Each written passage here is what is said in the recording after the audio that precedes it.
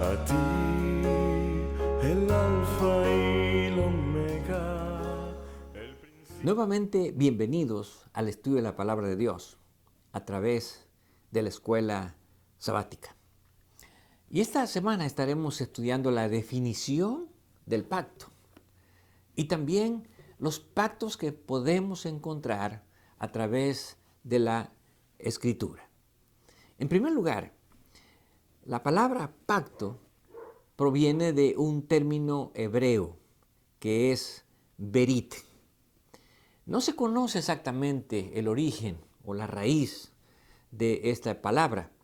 Algunos lo relacionan con el verbo hebreo bará, que significa cortar. Sin embargo, sí podemos encontrar cuál es la aplicación que se hace al término berit en el Antiguo Testamento. Y este término berit se aplica a un convenio o a una alianza o a un acuerdo o inclusive a un decreto. En el Nuevo Testamento se utiliza la palabra diatek, que también significa pacto en el idioma griego. Ahora, ¿cuán importante era el pacto en aquellos tiempos?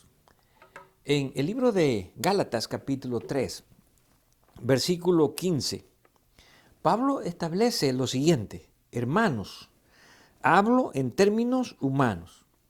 Un pacto, aunque sea de hombre, una vez ratificado, nadie lo invalida ni le añade.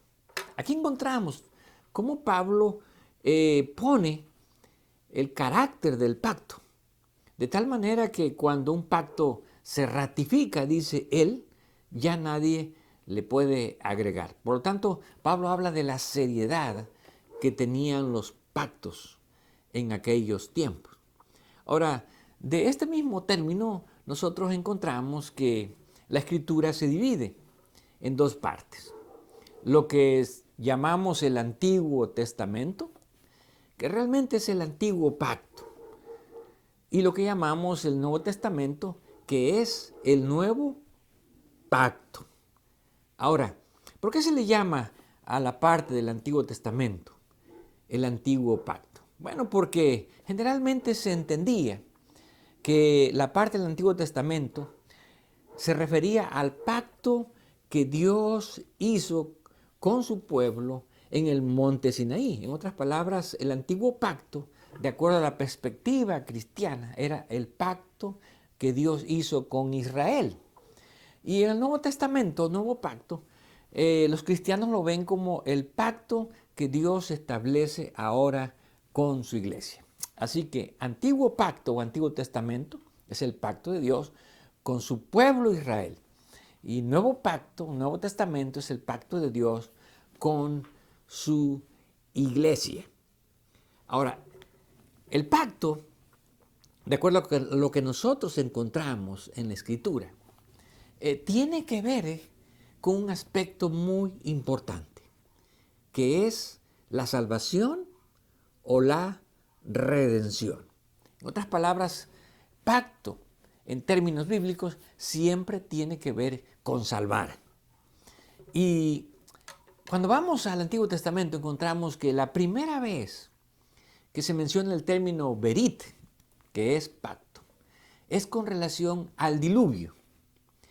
Dios hace un pacto en el tiempo del diluvio. Y en Génesis capítulo 6, versículo 18, nosotros encontramos el primer aspecto del pacto. ¿Con quién hace Dios el pacto primeramente? Dice el versículo 18, mas estableceré mi pacto contigo y entrarás en el arca, tú, Noé, tus hijos, tu mujer y las mujeres de tus hijos contigo. Ahora, este pacto Dios lo hace solo con 8 personas, que fueron los que entraron en el arca. Pero estas 8 personas iban a representar a la humanidad postdiluviana. Ahora, a través de este pacto, que es un pacto de salvación, porque Dios promete salvar a esta familia, del diluvio que vendría a destruir también la tierra. Ahora, en el capítulo 9, cuando ya el diluvio termina, nosotros encontramos que hay otro aspecto que tiene que ver con este pacto, en el versículo 12. Y dijo Dios: esta es la señal del pacto que yo establezco entre mí y vosotros, y todo ser viviente que está con vosotros por siglos perpetuos. Aquí vemos que además de la humanidad, Dios ahora incluye en el pacto también a los seres vivientes, a los animales. Y para esto Dios va a dar una señal visible, un ot en hebreo. Esta señal iba a ser una señal de que Dios se comprometía a cumplir su pacto. Era la forma en que Dios estaba ratificando su pacto, que ahora no solamente abarca a los seres humanos, abarca también a todos los seres vivientes, los animales. Y en tercer lugar, en el versículo 13, dice: mi arco es puesto en las nubes, el cual será por señal del pacto entre mí y la tierra. Ahora Dios no solamente incluye a la humanidad y a los seres vivos, a los animales, sino también incluye a la tierra. ¿Por qué a la tierra? Bueno, porque cuando Dios envió el diluvio, no solamente los hombres fueron destruidos, no solamente los animales, sino también la tierra. Y esto lo encontramos en el versículo 11. Estableceré mi pacto con vosotros y no exterminaré ya más toda carne con aguas del diluvio, ni habrá más diluvios para destruir la tierra. Así que ahora Dios se compromete, y para ratificar ese pacto, Dios pone una señal. ¿Cuál es? El arco iris, el cual recordará a través de las generaciones que Dios es fiel en cumplir su compromiso. Pero en estas tres partes que lo forman los seres humanos, los animales y la tierra, podemos decir que la parte más importante es la parte del hombre, de los seres humanos. ¿Por qué? Porque al final la tierra no puede invalidar el pacto, no puede tomar decisiones. Los animales tampoco podían invalidar el pacto, tampoco pueden tomar decisiones. Pero los seres humanos sí podían invalidar el pacto de Dios. Por esta razón nosotros encontramos que este pacto de salvación que Dios le da a la humanidad tiene que ser presentado nuevamente y tiene que ser también ratificado nuevamente. ¿Por qué? Porque de las 8 personas que salieron del diluvio y que formaron la humanidad postdiluviana, no todos fueron fieles. Así que al Dios ver la infidelidad de los seres humanos, Dios tiene que establecer un nuevo pacto con alguien a quien Dios se propone formar de él un gran pueblo, o formar su pueblo para que pueda mantener los términos del pacto. Y esto lo encontramos en Génesis capítulo 12. ¿Con quién Dios establece ahora un pacto? En otras palabras, Dios está tratando de preservar su acuerdo con seres humanos que respondan y que respeten los términos del pacto. Y en Génesis capítulo 12, versículo 4, encontramos a este personaje. Y se fue Abraham como Jehová le dijo, y Lot fue con él. Y era Abraham de edad de 75 años cuando salió de Aram. Así que después de Noé y su familia, ahora Dios establece un pacto con Abraham. Ahora, ¿cuánto tiempo había pasado? Bueno, el diluvio, de acuerdo a la cronología de Génesis 5, ocurrió 1656 años después de la creación. Si tomamos la cronología antes de Cristo y tomamos más o menos 4000 años que se ha tomado como referencia desde Cristo hasta la creación, entonces diríamos que ocurrió a través del año 2300 344 antes de Cristo, el pacto con Noé. Pero ahora encontramos el pacto con Abraham. Y este pacto precisamente fue cuando Abraham salió de Aram, después que murió Taré, su padre, y se vino a establecer en la tierra de Canaán, cuando Abraham tenía aproximadamente 75 años. Y tomando la cronología corta, esto ocurrió alrededor del año 1875 antes de Cristo. Ahora, este pacto que Dios hizo con Abraham, lo encontramos descrito en el capítulo 15, donde Dios le da a Abraham la orden de ratificar el pacto que había hecho con él a través de sacrificios. Y dice aquí en el versículo 9, y le dijo, tráeme una becerra de 3 años y una cabra de 3 años y un carnero de 3 años, una tórtola también y un palomino. Tomó él todo esto y lo partió por la mitad y puso cada mitad una enfrente de la otra, mas no partió las aves. Y dice el versículo 17, y sucedió que cuando el sol se había puesto y ya oscurecido, se veía un humo, un horno humeando y una antorcha de fuego que pasaba por entre los animales divididos. Y en aquel día hizo Jehová un pacto con Abraham. Ahora, aquí vemos, ¿verdad?, que lo que Abraham hace es que los animales los corta en 2 partes. Y una parte pone a un lado y otra parte enfrente. Ahora, ¿quién viene a ratificar el pacto? Bueno, aquí dice que pasó una antorcha ardiendo. Bueno, sin duda esta antorcha era un símbolo de Dios. Así que al pasar Dios ratifica o Dios confirma ese pacto entre 2 partes. La parte de Abraham, que estaría representada por una parte de los animales, y la parte de Dios, que estaría representada por otra parte de los animales. Ahora, este pacto con Abraham, ¿realmente con quién era? Bueno, cuando vamos al libro de Génesis encontramos desde el capítulo 12 hasta el capítulo 15 que Dios habla de que va a hacer con él y con sus descendientes. En hebreo, su cera, literalmente su semilla o su descendencia.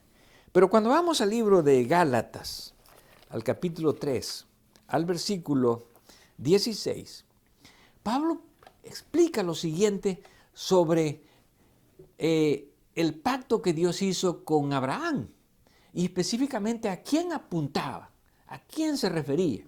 Y dice en el versículo 16, ahora bien, a Abraham fueron hechas las promesas y a su simiente, en griego a su esperma.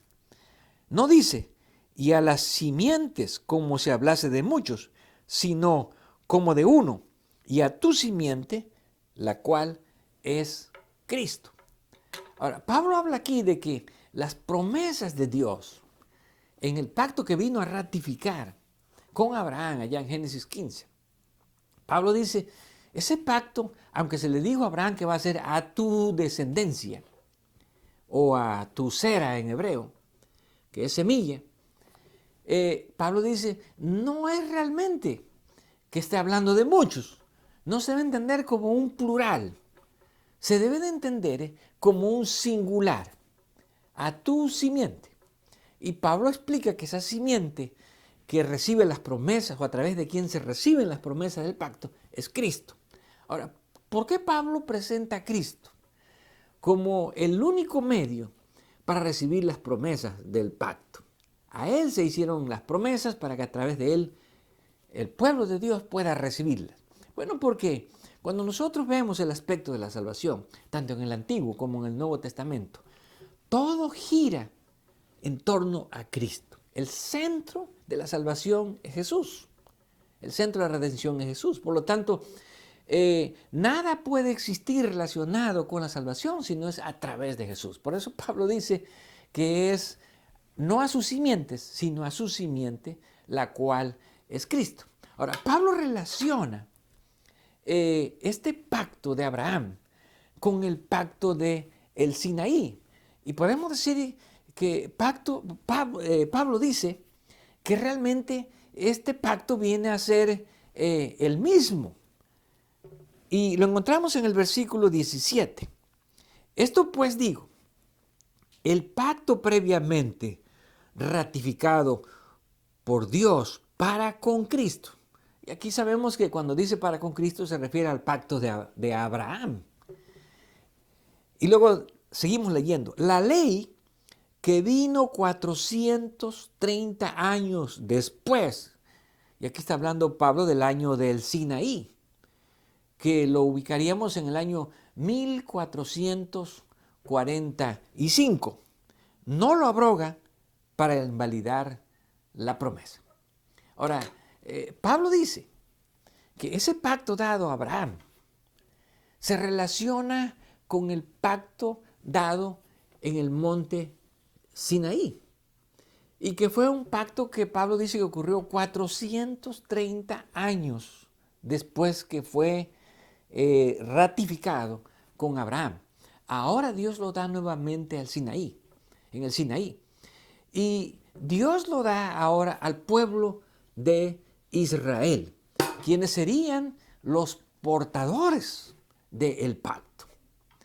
Y cuando vamos al monte Sinaí, al libro de Éxodo, vamos a encontrar que este pacto que Dios hace con Israel está basado en dos aspectos. Y primeramente vamos a Éxodo capítulo 24. Y vamos a leer los primeros versículos, comenzando desde el versículo 3. Y dice, y Moisés vino y contó al pueblo todas las palabras de Jehová y todas las leyes. Y todo el pueblo respondió una voz y dijo, haremos todas las cosas que Jehová ha dicho. Así que después de que Moisés subió al monte Sinaí, él descendió. Pero cuando estuvo en el monte Sinaí, ya Dios había dado las palabras y las leyes del pacto. Y cuando Moisés baja, ¿qué hace? Él se las cuenta. Así que lo primero que hace es contarle lo que Dios le ha dado en el monte Sinaí. Pero la segunda parte del relato nos dice, en el versículo 4, y Moisés escribió todas las palabras de Jehová, y levantándose de mañana edificó un altar al pie del monte y 12 columnas, según las 12 tribus de Israel. Y ahora vemos aquí que no solamente Moisés les dice, habla las palabras, sino que también las escribe. Y cuando se escriben, entonces Moisés forma un libro. Y entonces la siguiente parte está en el versículo 5, que es cuando se ratifica este pacto. Y envió jóvenes de los hijos de Israel, los cuales ofrecieron holocaustos y becerros como sacrificios de paz a Jehová. Y Moisés tomó la mitad de la sangre y la puso en tazones y esparció la otra mitad de la sangre sobre el altar. Y tomó el libro del pacto y lo leyó a todo el pueblo, el cual dijo, haremos todas las cosas que Jehová ha dicho y obedeceremos. Entonces tomó Moisés la sangre y roció a todo el pueblo y dijo, he aquí la sangre del pacto que Jehová ha hecho con vosotros sobre todas estas cosas. Así que aquí vemos las dos partes. Una parte está representada por el altar, que es la parte que representa a Dios. Y la otra parte está representada por el pueblo de Israel. Por lo tanto, los sacrificios que se ofrecieron, la sangre fue puesta en dos partes. Una parte que fue rociada sobre el altar, que representaba el compromiso de Dios con Israel. Y otra parte que fue rociada sobre el pueblo, que representaba el compromiso del pueblo con Dios. Ahora, todo esto se hizo, de acuerdo a lo que leímos en el versículo 7, tomó el libro del pacto y lo leyó a oídos del pueblo. Así que todo esto fue hecho en base al libro del pacto. ¿Qué contenía el libro del pacto? Bueno, el libro del pacto contenía todas las leyes que Dios dio a Moisés para el pueblo de Israel en el monte Sinaí, lo que conocemos como el libro de Moisés, o conocemos como la ley mosaica. Pero no solamente el pacto que Dios hizo con su pueblo, Dios lo hizo únicamente con el pueblo de Israel basado en el libro, sino que cuando vamos al capítulo 34 del libro de Éxodo, nosotros encontramos allí en el versículo 27, y dijo Jehová a Moisés, escribe tú estas palabras, porque conforme a estas palabras he hecho pacto contigo y con Israel. Ahora, Dios aquí está recordándole a Moisés que escriba las palabras en el libro, porque esta es la primera parte. Y Dios dice, yo hice pacto ya con Israel de acuerdo a las palabras que tú escribiste en un libro. Y en el versículo 28 nos dice, y él estuvo allí con Jehová 40 días y 40 noches, no comió pan ni bebió agua. Y escribió, él escribió, ¿quién? Bueno, vamos a ver aquí, en tablas las palabras del pacto, los 10 mandamientos. Aquí ya se refiere a la otra parte. Dios escribió los 10 mandamientos. Y eso lo encontramos tanto en Éxodo 24 como también en Éxodo 34. Y Dios le llama que estas palabras, que son las 10 palabras, literalmente en hebreo, los 10 mandamientos, son también el pacto que Dios ha hecho con su pueblo Israel. Así que podemos decir que el pacto que Dios hace en el Sinaí está basado en 2 aspectos. Primeramente, se hace el pacto conforme al libro de la ley de Moisés. ¿Por qué? Porque ese libro de la ley era un libro que Dios había dado de leyes donde los mandamientos de Dios se iban a aplicar. Ahí estaban explicados en ese libro la forma en que se iban a aplicar los mandamientos de Dios al pueblo. Por lo tanto, podemos decir que ese libro de la ley se deriva de los 10 mandamientos. Los 10 mandamientos que Dios le da a Moisés y que representan, vamos a decir, las reglas universales que Dios establece para todos los seres humanos y que se transcribe en un libro haciéndola más amplia y presentando la forma en que se iba a aplicar al pueblo de Israel. Ahora, este pacto que Dios hace con el pueblo de Israel, ya dijimos que está basada en el libro y está basada también en las 2 tablas de la ley. ¿Por qué razón? Porque el libro se deriva de las 2 tablas de la ley, de los 10 mandamientos. En otras palabras, el libro de la ley de Moisés o la ley mosaica es la aplicación de los 10 mandamientos de una manera amplia al pueblo de Israel. Y recordando las palabras de Jesús, los 10 mandamientos también se derivan de algo. Allá en Mateo 22, 37 al 40, Jesús dice que se deriva de los 2 grandes mandamientos, que es el amor a Dios y el amor al prójimo. Y estos 2 grandes mandamientos se derivan de un solo mandamiento, el principal, que es el mandamiento del amor. Así que podemos decir que el pacto de Dios está basado en un compromiso de amor. Aunque ese amor Dios lo expresa a través de mandamientos, podemos ver que la ley de Dios es una ley de amor. ¿Por qué? Porque es una ley de preservación. Es una ley que Dios ha establecido para que el hombre pueda ser libre, para que el hombre pueda salvarse del pecado. Sin embargo, nuevamente vemos el problema del pacto. Y ahora los seres humanos, el pueblo de Israel, vuelve a fallar. Y por eso Dios tiene que hacer otro pacto. Y lo encontramos anticipado en el libro de Jeremías, en el capítulo 31, desde el versículo 31 al 33. Y Dios habla aquí de por qué el pacto del Sinaí resultó infuncional. Y dice en el versículo 31, he aquí que vienen días, dice Jehová, en los cuales haré nuevo pacto con la casa de Israel y con la casa de Judá. No como el pacto que hice con sus padres el día que tomé su mano para sacarlos de la tierra de Egipto, porque ellos invalidaron mi pacto, aunque yo fui un marido para ellos, dice Jehová. Así que cuando salieron de Egipto, y Jeremías está hablando del pacto del Sinaí, y Dios dice, tengo que hacer uno nuevo. ¿Por qué? Porque ellos invalidaron mi pacto. Recuerden que después de que Dios había dado la ley a su pueblo, Moisés volvió a subir otra vez a la montaña y estuvo otros 40 días. Y en ese lapso, el pueblo de Israel invalidó el pacto. ¿Por qué? Porque hicieron un becerro de oro y lo adoraron. Y de esa manera, cuando Moisés descendió trayendo las 2 tablas, que eran como la evidencia, vamos a decir, de los términos del pacto, y encuentra que el pueblo está entregado a la idolatría, entonces Moisés rompe las 2 tablas al pie del monte, como una señal de que ese pacto ya se había invalidado, el pueblo había fracasado, el pueblo no había cumplido la parte de fidelidad que ellos habían prometido, de obediencia a los mandamientos de Dios. Pero en Jeremías ya se prevé, ya se anuncia un pacto distinto.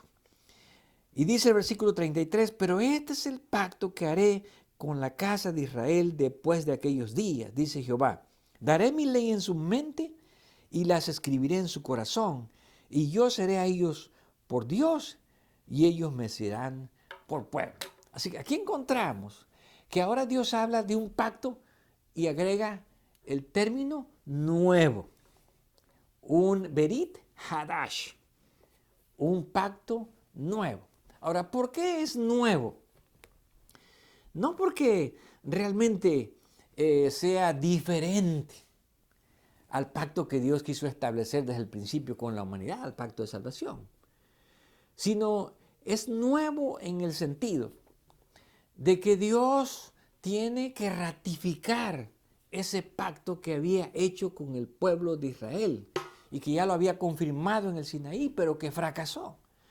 Entonces, este nuevo pacto es un pacto que no se cumplió en el Antiguo Testamento.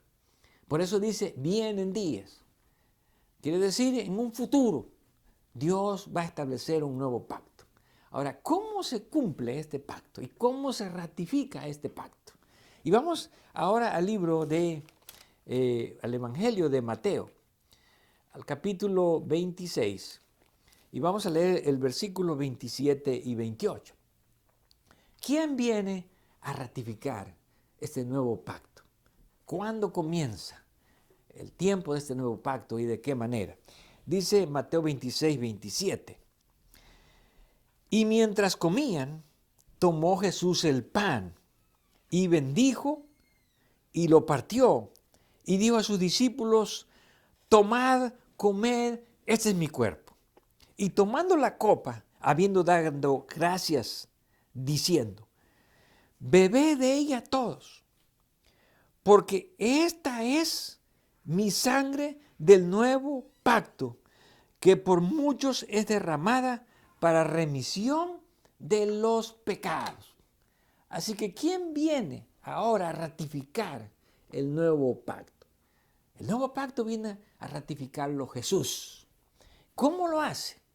Bueno, cuando Él estaba tomando la cena antes de su muerte, Jesús toma el símbolo de su sangre, que es el vino, y le dice, tomen este vino, porque este vino es la señal. En otras palabras, hay una señal visible, así como el arco iris.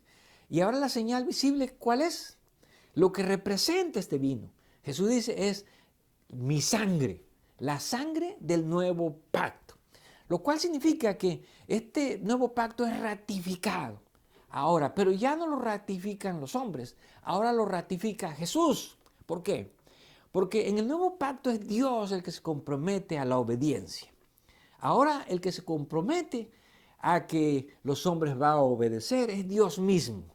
Por eso, en los términos del nuevo pacto, la ley no se da en tablas de piedra para que los hombres la cumplan, sino que la ley, Dios dice, yo la voy a dar en sus corazones. yo las voy a escribir en sus mentes.